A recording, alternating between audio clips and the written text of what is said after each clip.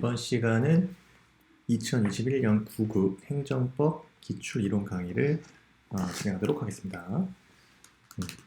기출문제를 바탕으로 이론을 축출하는 거죠. 이거는 뭐 중요하다 안 중요하다의 문제가 아닙니다. 무조건 알아야 될 이론이죠. 네. 살펴볼게요. 행정 절차에 대한 내용이고요. 행정 절차 뭐 다 판례만 나옵니다. 먼저 첫 번째요. 묘지공원과 화장장이 후보지를 선정하는 과정에서 추모공원 건립추진협의회가 후보지 주민들의 의견을 청취하기 위하여 그 명의로 개최한 공청회는요. 행정절차법에서 정한 절차를 준수하여야 하는 것은 아니다. 예, 맞는 지문입니다. 그래서 행정절차를 준수해야 한다. 이렇게 나오죠? 네. 공청회는 추모공원 건립추진협의회가 후보지 주민들의 의견을 청취하기 위해서 그 명의로 개최한 공청회 행정절차법에서 정한 절차를 준수해야 하는 것은 아니다. 결론을 암기하셔야 됩니다. 자, 두 번째요. 공정거래위 원회의 시정조치 및 과징금 납부 명령에 행정절차법 소정의 의견 청취 절차 생략 사유가 존재하면 공정위는 행정절차법을 적용하여 의견 청취 절차를 생략할 수 있다? 생략할 수 없죠. 그렇죠? 흰색. 이 부분 틀린 거죠? 생략할 수 있다가 틀린 겁니다. 그래서 공정위요. 시정조치 및 과징금 납부 명령에 행정절차법 소정의 의견 청취 절차의 생략 사유가 존재한다고 해도요. 공정위는 행정절차법을 적용하여 의견 청취 절차를 생략할 수는 없습니다. 네. 그 이유는 행정절차법 3조 2항이에요. 그 행정절차법 시행령이 나와 있습니다. 그래서 공정거래위원회의 의결 결정을 행하는 사항에는 행정절차법 적용이 제외되게 되어 있기 때문에 그렇죠? 생략 사유가 공정거래위원회 시정조치 및 과징금 납부 명령에 의견 청취 절차 생략 사유 존재한다고 하더라도요. 공정위원회는 행정절차법을 적용해서 의견 청취 절차를 생략할 수는 없는 거예요. 네, 그래서 이 부분 틀린 질문이죠. 기억 잘 하셔야 됩니다. 이거. 행정절차법 3조 2항 같은 법 시행령 2조 6호에 의하면요. 이 부분이죠. 이거에 대한 해설입니다. 그래서 공정거래위원회 의결 결정을 거쳐 행하는 사항에는 행정절차법 적용이 제외되게 되어 있기 때문에 그렇죠? 결론은 생략할 수 없습니다. 행정절차 계속 갈게요. 행정청과 당사자 사이에 행정절차법상 규정된 청문 절차를 배제하는 내용의 협약이 체결되었다고 해서요. 그러한 협약이 청문회 실시에 관한 행정절차법 규정에 적용이 배제된다거나 그 청문 실시하지 않아도 되는 예외적인 경우에 해당한다고 할 수 없다. 맞는 질문이죠. 두 번째 질문. 구광업법에 근거해서 처분청이 광업용 토지 수용을 위한 사업 인정을 하면서 토지 소유자와 토지에 관한 권리를 가진 자의 의견을 들은 경우 처분청은 의견에 기속된다? 이 부분 틀렸죠?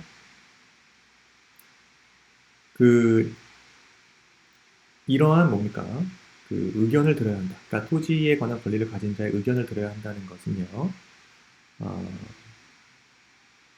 그 의견이 기속된다는 것이 아니라 그 사업 인정 여부를 결정함에 있어서 소유자나 기타 권리자가 의견을 반영할 기회를 주어서 참작하도록 하는 참작 사유일 뿐입니다. 그래서 처분청이 그 의견에 기속되는 것은 아니다. 그것이 판례 입장이죠. 그래서 이 질문은 이제 광업용 토지 수용 의사 토지 수용의 사업 인정 처분 취소 사건입니다. 그래서 틀린 질문이에요. 마지막 질문이요. 행정절차법령이 공무원 인사관계에 의한 처분에 관한 사항에 대하여 행정절차법의 적용이 배제되는 것으로 규정하고 있는 이상 공무원 인사관계 법령에 의한 처분에 관한 사항 전부에 대해 행정절차법 적용이 배제되는 것으로 보아야 한다? 이 부분 틀렸죠. 공무원 인사관계 법령에 의한 처분에 관한 사항 전부에 대해서가 아니죠. 사항 전부에 대해서가 배제되는 것이 아니라 그 성질상 행정 절차를 거치기 곤란하거나 그렇죠? 불필요하다고 인정되는 처분이나 행정 절차에 준하는 절차를 거치도록 하고 있는 처분의 경우에만 배제됩니다. 거기 보는 것이 판례. 그래서 그 성질을 고려한다는 것이고요. 공무원 인사관계 법령에 의한 처분에 관한 사항 전부에 대해서 적용이 배제되는 것으로 보아야 한다. 행정절차법에 적용이 배제된다. 틀린 질문이죠. 자, 사례. 자, 사립학교법은요. 학교법인 임원은 정관이 정하는 바에 의하여 학교법인의 이사회에서 선임하고 그 관할청의 승인을 얻어 취임하는 것으로 규정하고 있습니다. 그래서 A 학교법인은요. 이사회를 소집하지 않은 채 B를 임원으로 선임하여 취임 승인을 요청했네요. 이에 대해서 관할청은 취임을 승인하였죠? 취임을 승인한 겁니다. 여기서 우리가 이에 대해서 관할청은 취임을 승인했죠? 1번 임원 선임 절차의 하자를 이유로 관할청의 취임 승인 처분에 대한 취소를 구하는 소송은 허용되지 않는다. 네. 맞는 질문이죠. 자, 1번 질문 맞는 질문이죠. 여기서 기본 행위가 뭐죠? 기본 행위는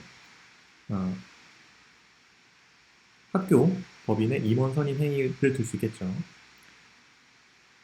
이런 기본 행위, 임원 선임 절차 상의 하자를 이유로 인가, 예를 들어서 관할청의 취임 승인 처분, 인가죠. 인가로 볼 수 있죠.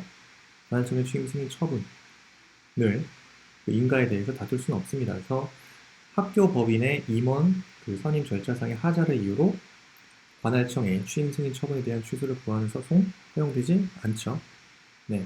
인가에 대해서는 인가 자체에 존재하는 하자를 이유로 다투어야만 하지 기본 행위의 하자를 이유로 인가를 다툰다?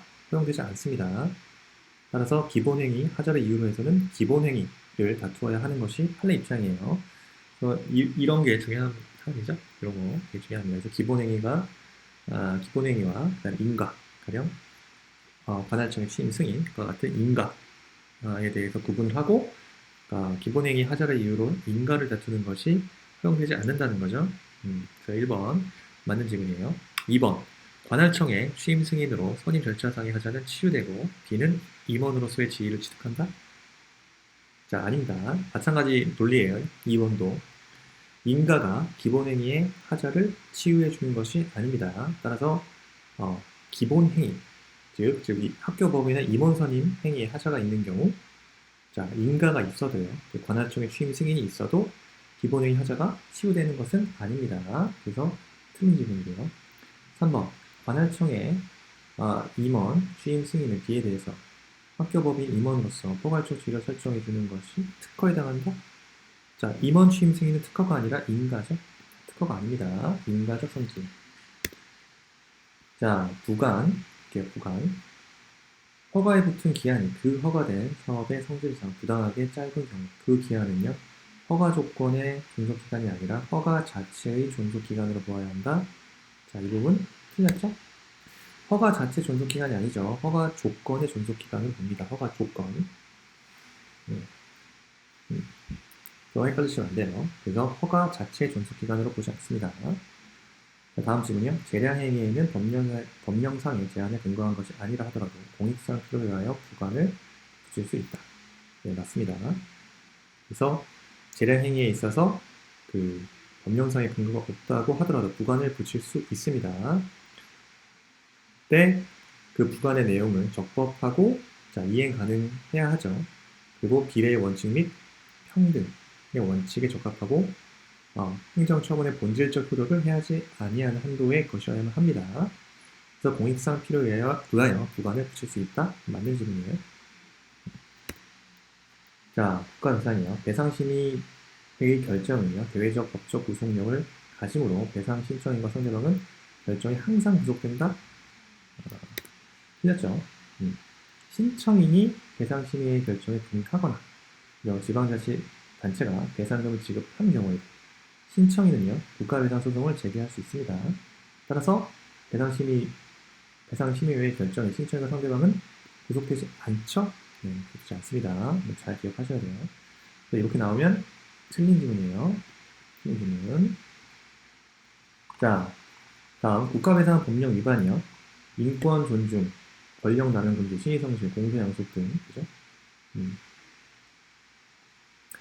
등의 위반도 포함해 널리 그 행위가 객관적 정당성을 결여하고 있음을 의미한다. 예, 이게 맞는 지문이죠. 자, 법령 위반의 의미와 관련해서 그 협의설과 광의설이 있죠. 협의설과 광의설. 협의설은 뭐죠? 법령을 여기서 말하는 법령 위반에 있어서 법령을 헌법이나 법률, 명령, 자치법규 등과 같은 엄격한 의미의 법령만을 의미한다고 보죠. 는 반면에 광의설, 다수설 입장이죠. 엄격한 의미에서의 법령뿐만 아니라 지금 보시는 것처럼 인권 존중, 권력 남용 금지, 신의 성실, 그다음에 공서양속도 포함해서 당의 직무 행위가 객관적으로 정당성을 결한 경우까지 포함한다. 즉 광의설 입장이 다수설입니다. 그래서 맞는 지문이에요. 그다음이요. 행정의 취소 철회에 대한 테마죠. 자, 행정처분으로 한 처분청은요. 그 처분에 하자가 있는 경우 원칙적으로 별도의 법적 근거가 없더라도요. 스스로 직권으로 취소할 수 있고 이러한 경우 이해관계인에게 는 처분청에 대하여 그 취소를 요구한 신청권이 부여된 것으로 볼 수 있다. 틀립니다. 여러분, 원칙적으로요. 별도의 법적 근거가 없더라도 스스로 이를 직권으로 취소 가능합니다. 그런데 이러한 경우 이 부분 틀리죠. 이해관계인에게는 처분청에 대하여 그 취소를 요구한 신청권이 부여된 것으로 볼 수 있다. 이 부분이 틀린 거예요. 여기까지만 보면은 맞는 지문인데 이 후단의 말미 부분이요. 이러한 경우 이해관계인에게 처분청에 대하여 처분의 그 취소를 요구한 신청권이 부여된 것으로는 볼 수 없다는 거죠. 네, 이게 판례 입장입니다. 직권 취소를 할 수 있다는 사정만으로 이해관계인에게 처분청에 대하여 취소를 요구한 신청권이 부여된다? 네, 그렇게는 볼 수 없다는 것이 판례 입장이죠. 주의해야 됩니다. 이 문제도. 많이 틀려요. 자, 또 중요 질문들 봐야겠죠? 행정행위라는 처분청은 사정 변경이 생겼거나 또는 중대한 공익상의 필요가 발생한 경우 그 효력을 상실케 하는 별개의 행정행위로 이를 처리할 수 있다 할 것이나 기득권을 침해하는 경우에는 기득권의 침해를 정당화할 만한 중대한 공익상의 필요 또는 제3자의 이익 보호의 필요가 있는 때 하나여 상대방이 받는 불이익과 비교 교량 철회하여야 한다. 예, 맞죠? 판례 원문 그대로입니다. 다음, 행정청의 의료법인의 이사에 대한 이사 취임 승인 취소 처분을 직권으로 취소한 이사의 지위가 소급하여 회복된다. 예, 맞는 질문이에요. 네, 소급 효 인정됩니다. 자, 다음 넘어갈까요? 처분에 관한 이해관계 있는 제3자의 법적 지위요. 첫 번째 질문 보겠습니다. 자, 행정청이 서면으로 하는 경우 상대방과 제3자에게 행정심판을 제기할 수 있는지 여부와 제기하는 경우 행정심판 절차를 청구인에 직접 관리한다. 자, 여기서 제3자에까지 할 필요 없죠? 틀린 질문이에요. 행정심판법 58조에 규정되어 있습니다. 자, 행정청이 처분을 할 때에는 처분의 상대방에게만 그 행정처분에 대하여 행정심판 청구할 수 있는지, 행정심판 제기할 수 있는지, 그 다음에 행정심판 청구하는 경우 심판 청구 절차, 청구 기간 등을 알려야 합니다. 제3자에게 알 필요 없는 거예요. 상대방에게만 하면 돼요. 그 틀린 질문이에요. 그 다음, 행정소송의 결과에 따라서 권리 또는 이익의 침해 우려가 있는 제3자는요, 당해 행정소송에 참가할 수 있죠. 그때 참가인은 제3자는 실제로 소송에 참가할 소송행위를 하였는지 여부를 불문하고 판결 효력을 받는다. 맞죠? 네, 맞습니다. 다음, 처분을 취소하는 판결에 의하여 권리의 침해를 받는 제3자는요, 자기에게 책임 없는 사유로 인하여 소송에 참가하지 못함으로써 판결의 결과에 영향을 미칠 공격 또는 방어 방법을 제출하지 못한 때에는 이를 이유로 확정된 종부 판결에 대하여 재심 청구 가능합니다. 재심이 청구 가능해요. 자, 행정심판 일반이요. 당사자 신청을 거부하는 처분에 대한 취소심판에서 인용재결이 내려진 경우 자, 의무이행 심판과 달리 행정청은 재처분 의무를 지지 않는다. 네, 틀렸죠. 마찬가지입니다. 재결에 의하여 취소되거나 무효 또는 부존재로 확인되는 처분이 자, 당사자의 그 신청을 거부한 것을 내용으로 하는 경우 그 처분을 하는 행정청은 다시 재처분 의무 있죠? 재결의 취지에 따라서 다시 이전 신청에 대한 처분을 하여야 한다고 행정심판법 제49조 재결의 기속력 등의 제2항에 나와 있습니다. 행정심판법 49조 제2항에 규정되어 있죠. 그래서 거부하는 처분, 거부 처분에 대해서도 대한 시도 심판에서 의무 이행 심판과 달리 행정처가 재처분 의무를 지지 않는다. 틀린 질문이죠. 재처분 의무 마찬가지로 집니다. 행정심판위원회는요, 임시처분을 결정한 후에 임시처분이 공공복리에 중대한 영향을 미치는 경우 직권 또는 당사자의 신청에 의하여 이 결정 취소할 수 있다? 예, 맞는 질문이에요. 자, 행정의 효력이요.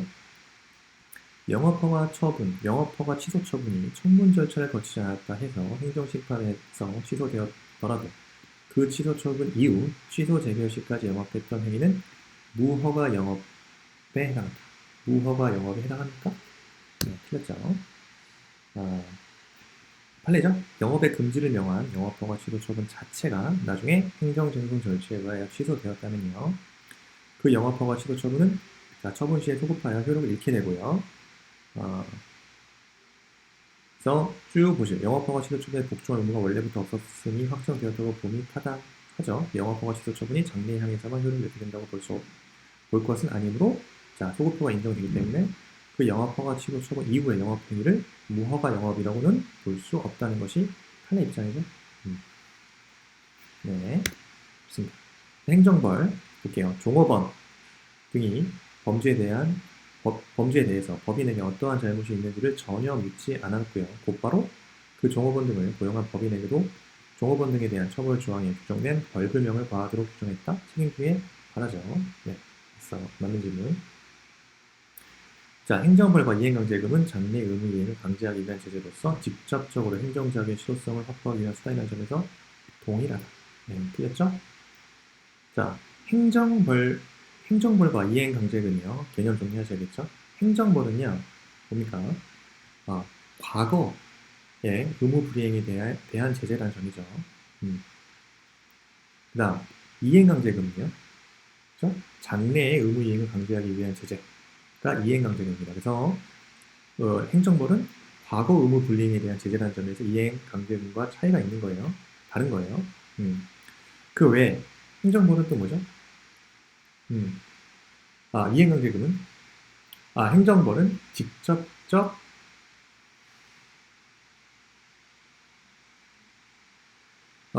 행정벌은 간접적, 그죠? 간접적으로 행정작용의 실효성 확보하게 된다는 점에서 직접적으로 행정작용의 실효성 확보하기 위한 수단이 이행강제금과 다르죠?